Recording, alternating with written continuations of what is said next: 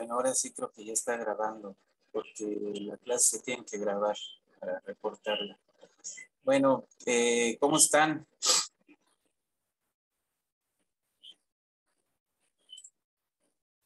Bien, bien, bien.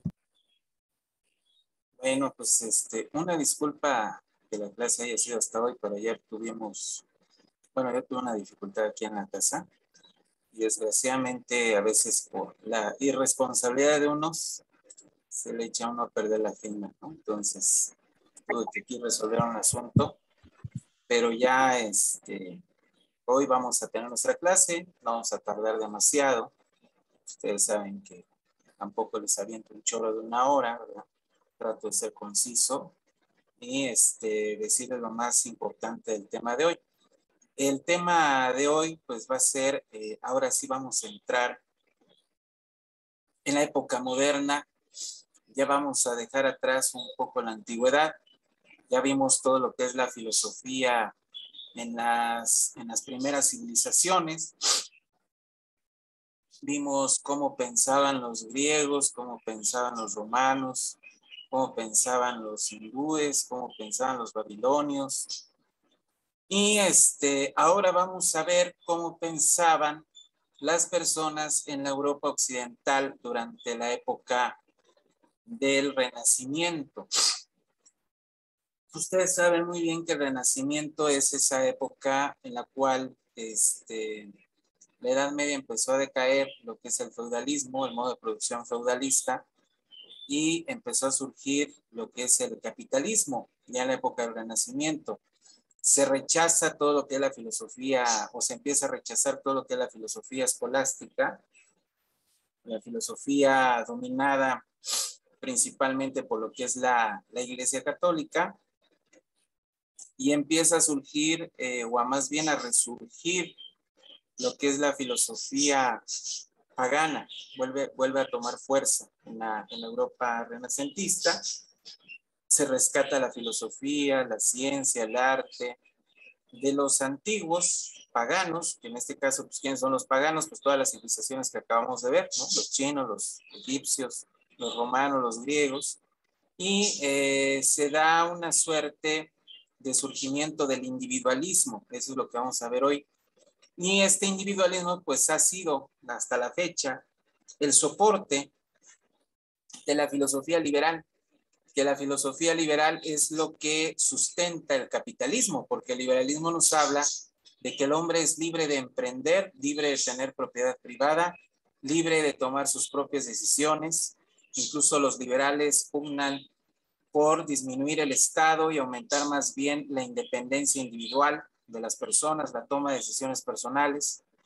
Curiosamente, los movimientos progresistas, ¿no? Estos que se dicen muy, como dirían en los años 70, muy en la onda, ¿no?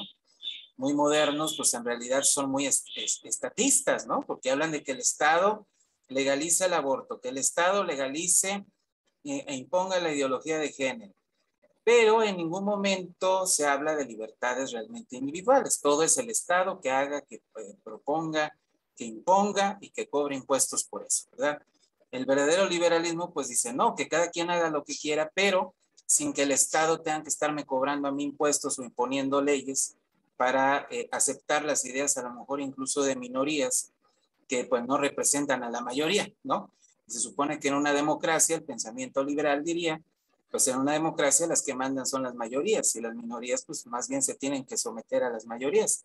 Eso incluso estaría de acuerdo Marx cuando habla de la dictadura del proletariado. El proletariado es la mayoría y por lo tanto impone su voluntad a la minoría de la burguesía, ¿no? Entonces, si se dan cuenta, está interesante el Renacimiento porque de ahí provienen todas estas ideas. Curiosamente, el marxismo, el liberalismo y el progresismo deconstruccionista, esto viene de Derrida, ¿no? Del filósofo, pues provienen de ahí, del Renacimiento, ¿no? Pues vamos a ver, vamos a compartir pantalla. Esperemos que no se tarde en compartir. Me avisan cuando ya puedan ver, ¿eh?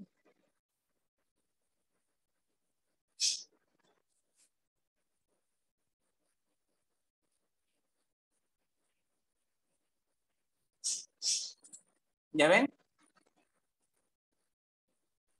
No, maestro, aún no se ve nada. Bueno,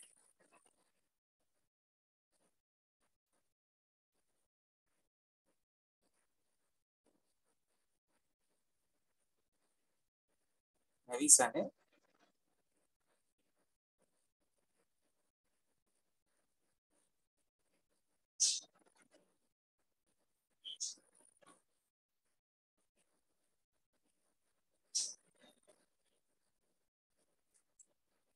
¿Ya ven?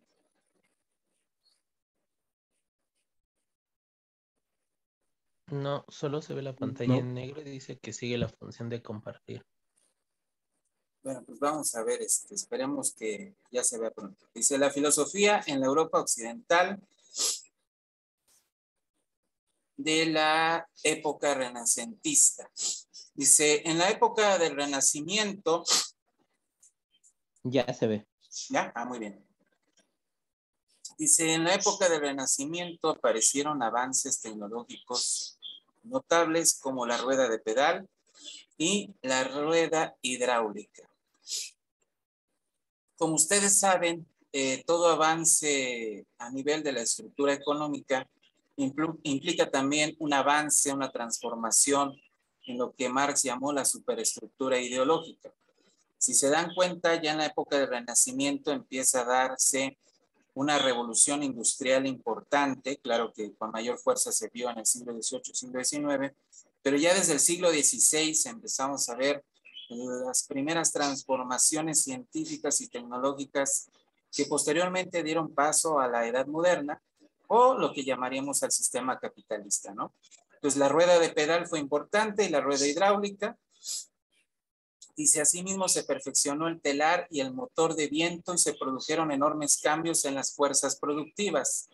Como ustedes saben, Marx nos afirma, nos dice adecuadamente y correctamente que el desarrollo de las fuerzas en producción implican también una transformación social importante. Cuando se transforman las fuerzas de producción, también se transforman las relaciones sociales de producción y eso genera un cambio social en la estructura de nuestra sociedad, de nuestra cultura, ¿no? Entonces, ahí vemos cómo estas transformaciones de las fuerzas productivas provocaron la caída de la época medieval y el surgimiento de la época moderna, que posteriormente pues darían paso al sistema capitalista, las relaciones sociales de producción capitalistas, iniciando con lo que Marx llamó la acumulación originaria de capital, que ahorita vamos a ver de qué se trata. Es un tema amplio, complejo, pero que es muy interesante. Tema que incluso hasta los mismos sacerdotes más conservadores hablan de ello, ¿no? Acusando a los capitalistas de robar tierras a los campesinos y hablan de la acumulación originaria. Entonces, para que vean cómo Marx es reconocido hasta por los más conservadores, ¿no? Porque Marx tenía razón, o sea, Marx no partió de yo creo, yo pienso, yo me imagino, ¿no? No, Marx no dijo yo soy cisgénero ni nada de esas cosas raras. No, Marx dijo, el capital surgió a partir de estas características históricas y materiales. Y dijo la verdad. Pues vamos a ver de qué se trató la acumulación originaria de capital y cómo eso propició el surgimiento del capitalismo, la transformación de las relaciones sociales de producción y por ende también la transformación de la superestructura ideológica o del pensamiento filosófico de aquella época llamada Renacimiento. Y se llama Renacimiento porque es el renacer de las viejas ideas filosóficas, científicas y artísticas de la época pagana, como les dije al principio. Dice aquí, por ejemplo, la metalurgia de alto horno logró un incremento considerable en la producción de mercancías. Entonces aquí también vemos la introducción de la metalurgia que logró un incremento considerable en la producción de mercancías y esto pues propició el avance de las fuerzas productivas y el desarrollo de la industria en aquel momento y por ende en el surgimiento del capitalismo. Dice, los descubrimientos y la conquista de nuevas tierras realizados durante los siglos XV y XVI en Europa permitieron romper las barreras espaciales y geográficas. Esto también es muy importante, y esto hasta Federico Engels lo dice, que dice: Engels sostiene que solo entonces fue descubierto el mundo y sentadas las bases de la manufactura, el comercio mundial y la gran industria moderna que produce en masa. Entonces, aquí tenemos cómo los descubrimientos de nuevas tierras propiciaron el desarrollo de las fuerzas de producción y por ende el surgimiento del sistema capitalista. Esto es muy importante porque en aquel entonces, ustedes saben muy bien la historia, había un señor llamado Cristóbal Colón, genovés de Italia, ¿verdad? Pero acuérdense que había territorios italianos en manos o en poder del Imperio Español, o bueno, primero de la corona española, que fue resultado en aquella época de la unión de Castilla y de Aragón. Entonces, partes de Italia estaban bajo su control. Entonces, Cristóbal Colón, sometido a la corona española, empieza a promover sus ideas sobre la posibilidad de encontrar nuevas tierras. Él creía que la tierra era redonda, era esférica más bien, y Isabel la Católica, la reina Isabel de Castilla, lo apoya, lo financia, y esto permitió lo que son las incursiones, ¿no?, a nuevas tierras y el descubrimiento de América, ¿no? Cristóbal Colón descubre América en 1492 y a partir de ahí Europa empieza un expansionismo impresionante. Después de España siguieron otros reinos, que fue el reino francés, el reino portugués y el reino inglés o británico. Al principio consideraban los portugueses, los franceses y los ingleses que los españoles estaban locos, ¿no? Los portugueses, pues de por sí tenían un resentimiento contra los españoles, ya histórico ahí, ¿no? Una rencilla casi familiar. En el caso de Francia, pues había un rey muy arrogante en aquel momento, que incluso entró en conflicto y competencia con los reyes católicos, ¿no? Un rey muy petulante. Y en el caso de Inglaterra, pues lo mismo, ¿no? La Inglaterra protestante, ¿no? Anglicana, rebelde a Roma y a la cristiandad en general, pues tampoco creía mucho en este asunto de Cristóbal Colón, pero resulta que España sí le cree y España empieza a formarse como uno de los imperios más poderosos de la tierra. Se dice que España fue el imperio donde nunca se ocultó el sol, porque prácticamente España tenía tierras en todo el planeta, ¿no?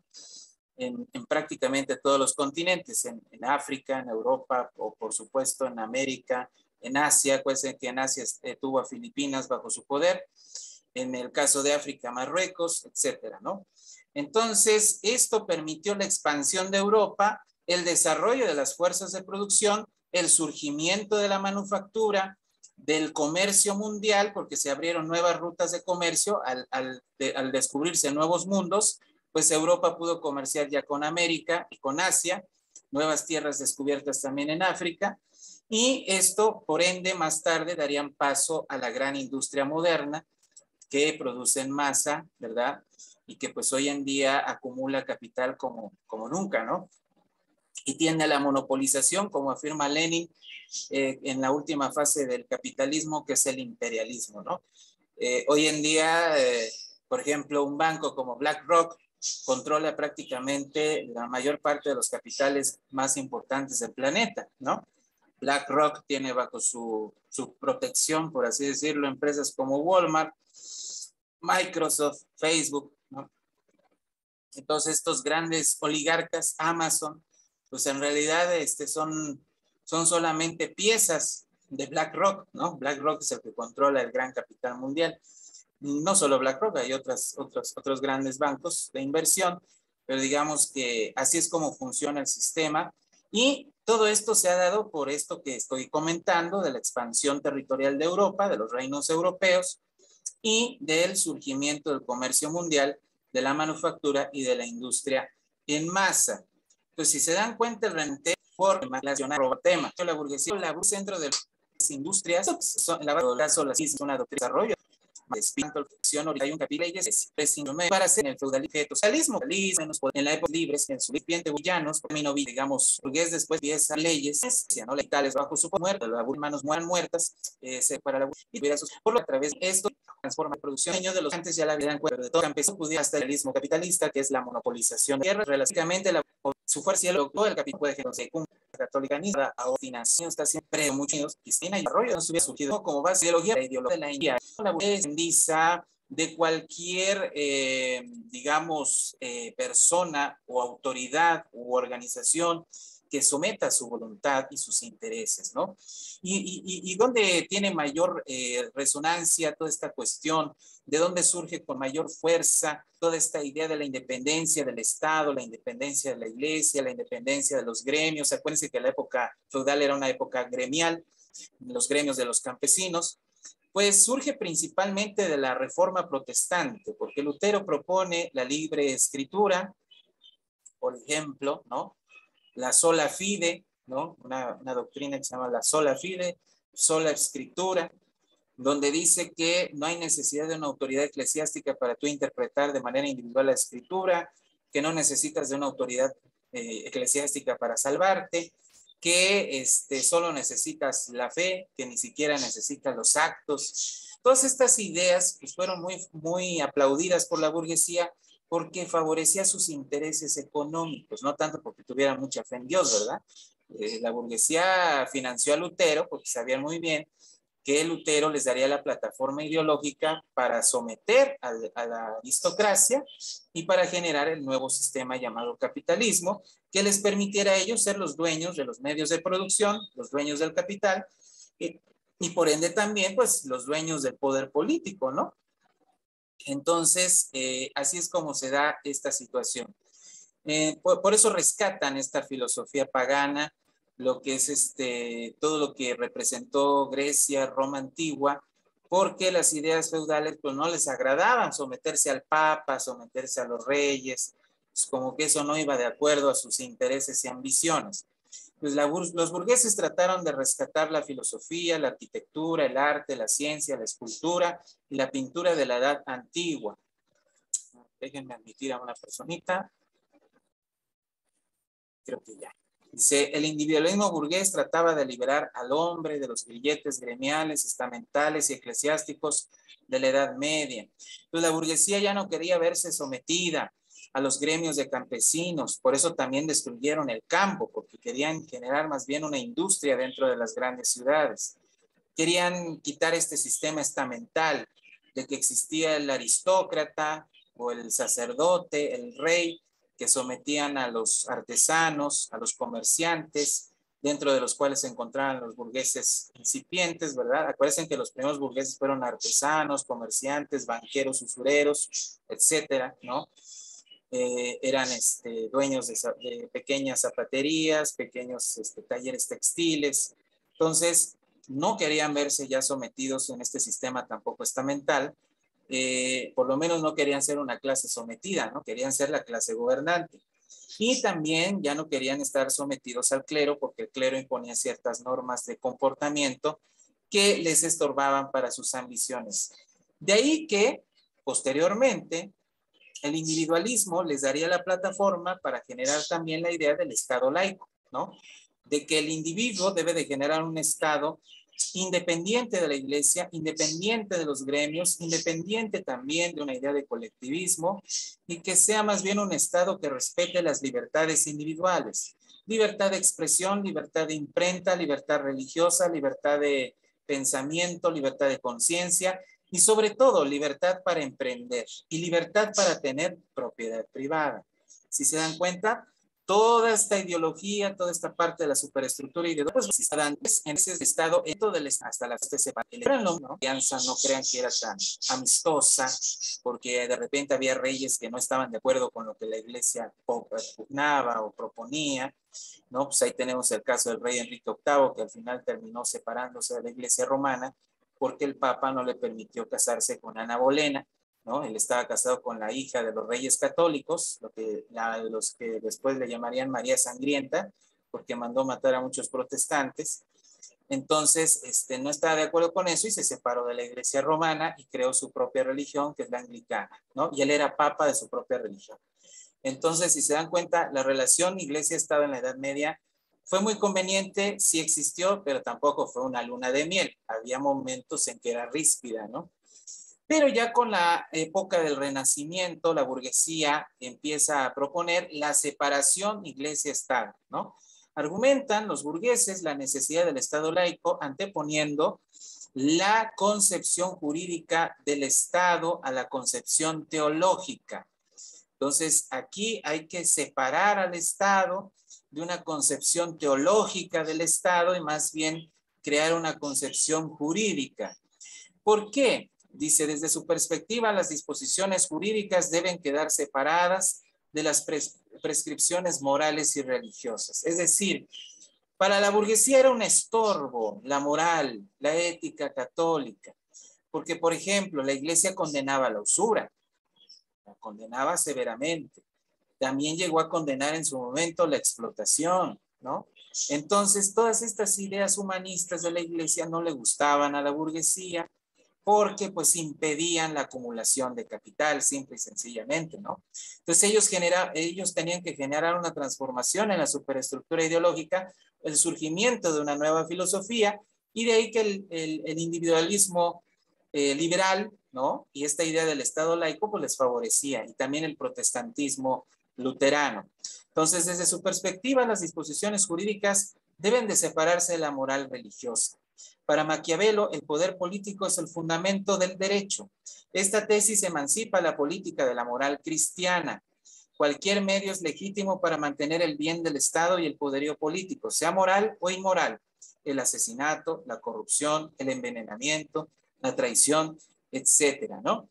Entonces, aquí yo creo que muchos políticos son fanáticos de Maquiavelo, ¿no? Porque realmente siguen este guión a la perfección, ¿no? ¿Cuántos políticos no son demagogos, mentirosos, traicioneros, asesinos, corruptos, ¿no? Diría el presidente, puercos y cochinos y marranos, ¿verdad? Yo creo que se murió la lengua ahí el presidente, pero bueno. Entonces ahí vemos cómo muchos políticos siguen a Maquiavelo porque pues siguen este guión, ¿no? No importa los medios que se sigan con tal de mantener el bien del Estado y el poder político, ya sea un medio moral o un medio inmoral, ¿no? Maquiavelo decía, si el príncipe, el rey tiene que asesinar, que lo haga. Si tiene que imponer el terror, que lo haga. Si tiene que generar temor entre sus gobernados, que lo haga. Si tiene que ser corrupto, que lo haga. Si tiene que mentir, también que lo haga. Entonces Maquiavelo da estos consejos al príncipe. Algunos dicen que se lo escribió a los Medici, pero otros rumorean que en realidad se lo escribió a César, el hijo del Papa Borgia, Alejandro VI. Entonces, porque César pues era todo un canalla, ¿verdad? Entonces era todo un aristócrata canalla y que más bien se lo había escrito a él, ¿no? Supuestamente. Entonces, aquí vemos cómo la burguesía pues adopta una ideología más conveniente a sus intereses, separada de la moral religiosa católica, y dice, si hay que ser malvado para gobernar y mantener el poder, no importa. Lo importante es eso, mantener el poder, ¿no? Y hoy muchos políticos son más que maquiavélicos. Pues si se dan cuenta, la burguesía va creando su propia ideología, va creando su propia filosofía, que le permite una mayor acumulación de capital. Finalmente, ese es el objetivo final.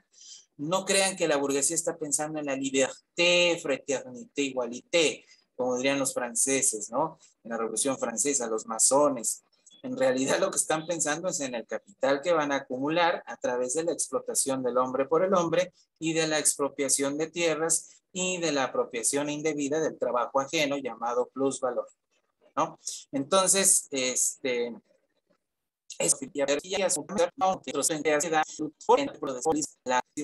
luego dice los trabajos que estamos viendo, no la hay, así sales, así es, no, las clases sociales, así la del verde, también vale las de filósofo que confesa con y la vida